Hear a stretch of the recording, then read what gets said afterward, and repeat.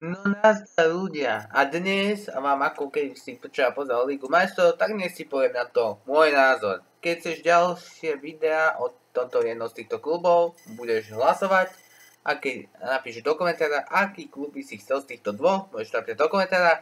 Nezabudni dať like, follow a nezabudni dať aj prosím odber a zvonček. No a my, ako sa ideme pozrieť a idem vám povedať môj názor. No, môj názor je na to taký, že bolo to šokujúce finále, keď poviem pravdu, ale strašne šokujúce, lebo keď sa pozrieme, ako tuto je vidieť, že prvý polčas, tak v prvom polčase 2 0 to bolo, keď som ja si pomyslel si, že 2-0, a potom druhý polčas ešte ďalšie 3 góly. A ja som si myslel, že moja hlava, že ten Paríž dá koľko gólov? 10 alebo koľko ich dá? Ja som si myslel, že Paríž bude strieľať góly, že ale strieľal aspoň 5, však akože myslel som, že Paríž si namakal poriadne.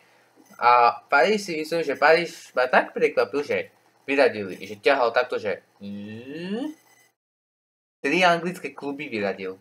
To bolo. Že 3 anglické kluby máš po sebe v Lige majstrov a že 3 anglické kluby po sebe vyradíš.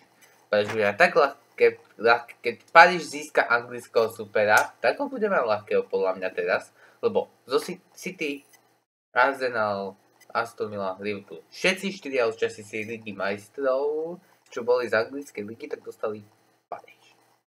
A Paríž všetky 4 kluby anglické rozbil. No to bolo.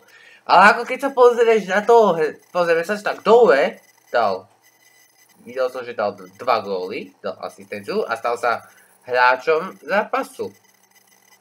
To bolo. A keď si pozrieme aj zostavu, tak vidíš, že Paríž mal dobrú zostavu, pracoval tam, úplne si to tam dobre pracoval, ako Donnarumma dokázal tam chytať a výborne to tam vychytal všetko úplne. No a keď sa pozrieš na Sommera, tak v Lige majstrov. Inkas. Sommer, neviem, či by v Lige majstrov vychytal, ale asi nie, lebo Sommer, keď som pozeral minulé výsledky Sommera, keď sa pozrieme výsledky Sommera, ako je to pravda, tak Sommer tam akože už inkasuje v tej Lige majstrov, že už tých ťažkých superov nedáva. Ale pozrieme si toto, že štatistiky hráča. No najlepšie, kto tu hral, tak je, že Desire Doué. To bolo a dal 2 góly a 1 asistencia, ako som hovoril. A pozrieme sa na to, tak 4 dali gól. Doué, Hakimi, Majú, Kvaratskhelia. Asistencie. Dembele, Doué, Vitinha, Barcola. Dobre, Paríž sa poriadne nachystal. A taktiež to Inter sa tam nepodarilo, ale uvidím. Ja som len zvedavý, ako Inter bude hrať toto budúcu sezónu, ale uvidíme, jak sa mi podarí poťahať. To bude. Ja som zvedavý, ja sa teším na budúcu sezónu, lebo tam budeme každého ťahať, ale nejakých múdrych, nie nejakých lavičkarov. Ale ja keď sa tu pozerám, tak kto tu nehral dobre, tak toto video na flašku mi to ukázalo, že Acerbi. Však mali ťažké, však keď tí Parížania tam išli tak rýchlo, jak mašinky, tak ja sa, že to nedalo chytať. To by každý dal. Paríž, Inter, dole. By nedal asi nikto, ale Paríž prvý, asi rozbil v Lige majstrov, že Inter 5-0. Čo ti dáva, toho neviem, jak sa im podarilo. Ale určite si niečo dali. Niečo silné, aby mali tú energiu a dali duely. No, to bolo. Faulovaný. 2, 1, faulovaný, že 2, 1, 1. Počkej. Koľko? Čo ti dáva? Faulovaného tu píšu. Blokované strely. 1-1, dobre. Odkopnutia 8-2. Zachytené prihrávky. Čo ti dáva? To bolo teda. Ale keď sa pozrieme na to, tak som nevedel, čo malo napísť skoro. Lebo 5 inkasovaných gólov. To bolo prekvapenie, že 5 gólov do siete dostal.